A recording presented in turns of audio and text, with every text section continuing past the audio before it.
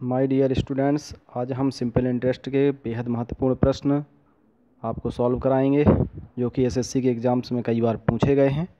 तो देखिए आज का पहला प्रश्न, किसी विशेष योजना में साधारण ब्याज पर धन निवेशित करने पर 8 वर्ष में तिगुना हो जाता है, तो 4 गुना करने के लिए अपेक्षित समय क्या होगा।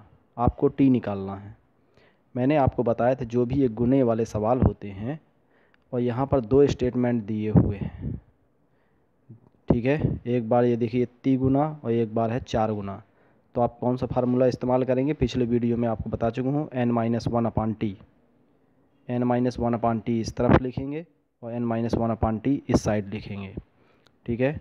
अब ये पहली लाइन सॉल्व करेंगे, 8 वर्ष में तिगुना, तो 3 गुना मतलब n की जगह 3 रख देंगे, तो 3 - 1/t है 8 वर्ष। इसके बाद इक्वल करेंगे, 4 गुना करने के लिए समय क्या होगा, तो n की जगह 4 रखेंगे 1/t, ठीक है। अब इसको सॉल्व कर लीजिए, t = आ जाएगा 12 ईयर्स। इसके बाद नेक्स्ट क्वेश्चन देखिए, एक गांव की जनसंख्या, ठीक है, बेहद महत्वपूर्ण है। थोड़ा सा बहुत ही सिंपल मेथड से आपको बताऊंगा। एक गांव की जनसंख्या 20% वार्षिक दर से घटती है। 20% की वार्षिक दर से क्या होती है, घटती है। तो 2 साल पहले गांव की जनसंख्या 10,000 है, अब क्या होगी, ठीक है। अब वर्तमान में क्या होगी।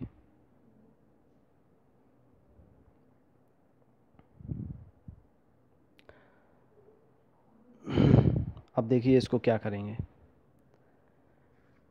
20% वार्षिक दर से कम होती जाती है, ठीक है। तो 20% इक्वल क्या होगा, 20/100। इसको सॉल्व करेंगे 1/5, यानी कि 5 पहले जनसंख्या 5 होती है, यानी कि 5 लोगों में 1 घटती है। जनसंख्या पहले 5 थी, 1 कम हो जाती है, तो कितनी बचती है, पहले 5 थी उसमें से 1 माइनस हो गई, तो कितनी बची अब 4। तो प्रारंभिक बराबर अंतिम, तो पहले 5 थी फिर 4 बची। अब ये 2 वर्ष पहले की जनसंख्या है इतनी, अब क्या होगी, तो 2 साल पहले आप जाना पड़ेगा, ठीक है। यदि 5 रहती है तो 1 हो जाती है, तो पहली बार में हम लेंगे तो 5 से 4 हो गई, फिर 5 से 4 हो गई, ये 2 साल का, यानी कि पहले साल में 5 से 4 हुई, दूसरे साल में भी 5 से 4 हुई, 5 से 4 हुई। अब इसको कैलकुलेट करिए, 2 साल का इकट्ठा निकालिए, 5 बचा 25 और ये आ गया 4 चौको 16, ठीक। इसके बाद देखिए, इसके बाद हम क्या करेंगे, अब 25 और 16 आ गई।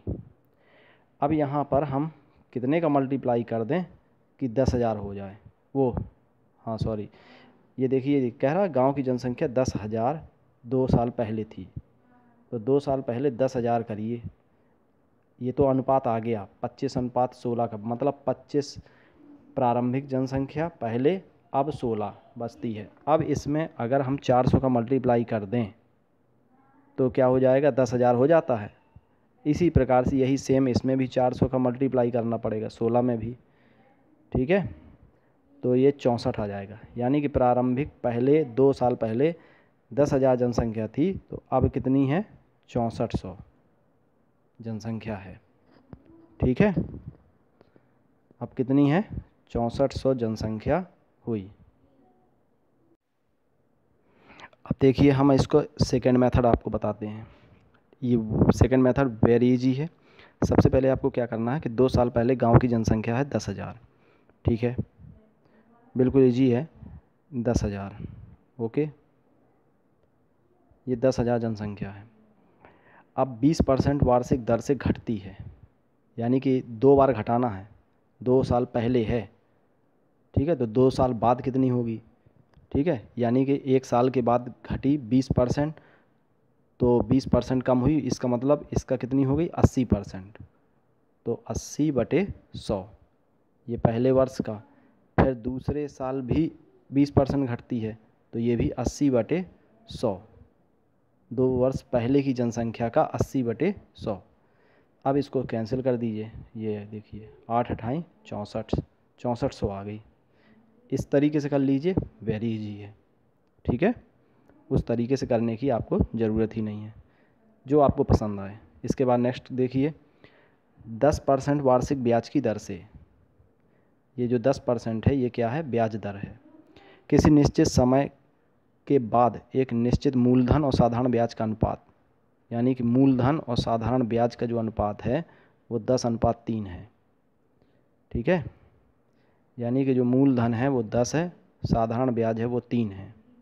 इसके बाद निवेश किए गए धन की अवधि क्या होगी, यानी कि आपको क्या फाइंड आउट करना है, टी निकालना है। ठीक है, तो ब्याज, साधारण ब्याज दिया है यहाँ 3, तो ब्याज बराबर मूलधन गुणे दर गुणे समय बटे 100, मादासा बटे 100।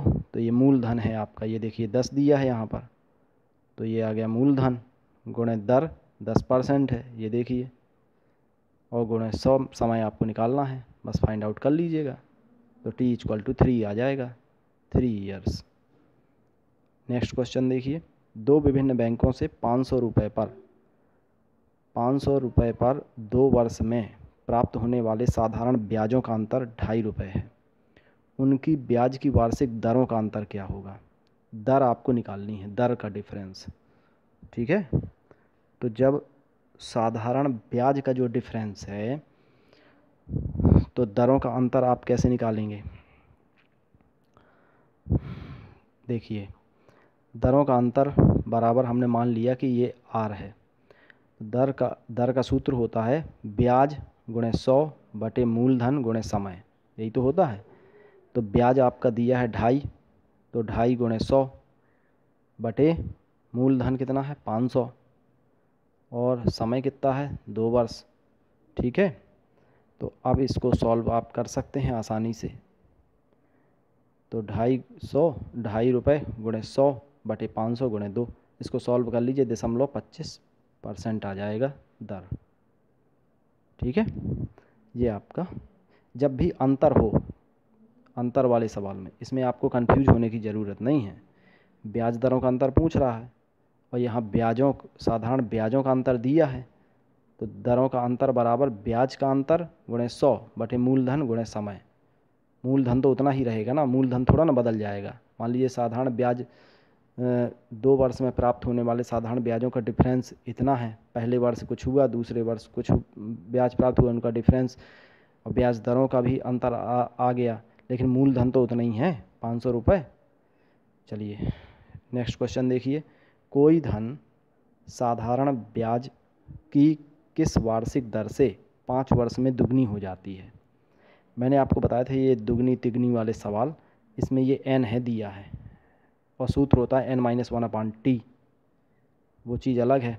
लेकिन अब देखिए साधारण, पहले इसको नोट कर लीजिए, कोई धन माने मूलधन साधारण ब्याज की किसी वार्षिक दर से 5 वर्ष में दुगनी हो जाती है, किसी अन्य दर से 12 वर्ष में तिगुनी हो जाती है, तो कम ब्याज की वार्षिक दर निकालना। अब कम ब्याज की दर आपको कब पता चलेगी, जब दोनों की दर आप निकालोगे। ठीक है, एक तो यहाँ तक आपको दर निकालना पड़ेगा, और फिर इसके बाद वाला दर निकालना पड़ेगा। ठीक है, तो अब हम दर निकालते हैं यहाँ तक, फिर इसके बाद इसका अलग निकालेंगे दर। तो दर का सूत्र होता है ब्याज गुणे 100।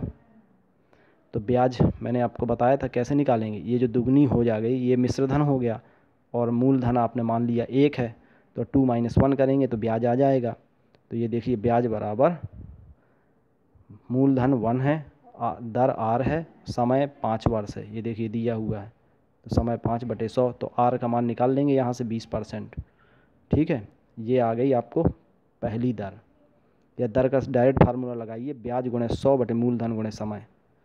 अब इसके बाद इसके लिए आप दर निकाल लीजिए, तो दर बराबर ब्याज गुणे 100 बटे मूलधन गुणे समय।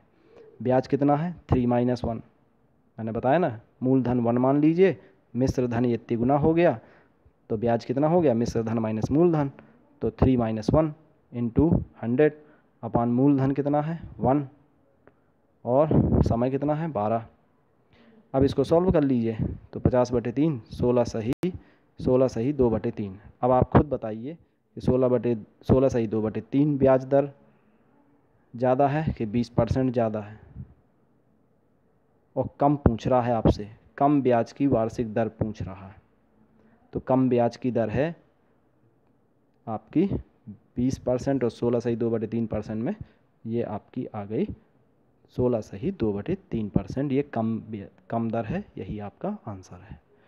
तो दोस्तों आप देख रहे थे यू वाईफाई एग्ज़ाम IQ।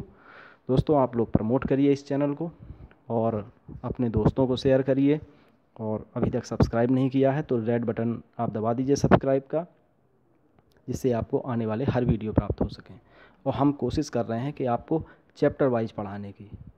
हमारे इस प्लेटफॉर्म पे आपको अभी देखिए सिंपल इंटरेस्ट के ये चौथी क्लास है, 4 क्लास हो चुकी हैं, और जब तक ये चैप्टर के कोई भी सवाल ऐसा नहीं बचेगा जो आपने ना पढ़ा हो। हम हर टाइप्स का क्वेश्चन लेंगे और आपको सॉल्व कराएंगे। ठीक है, थैंक यू।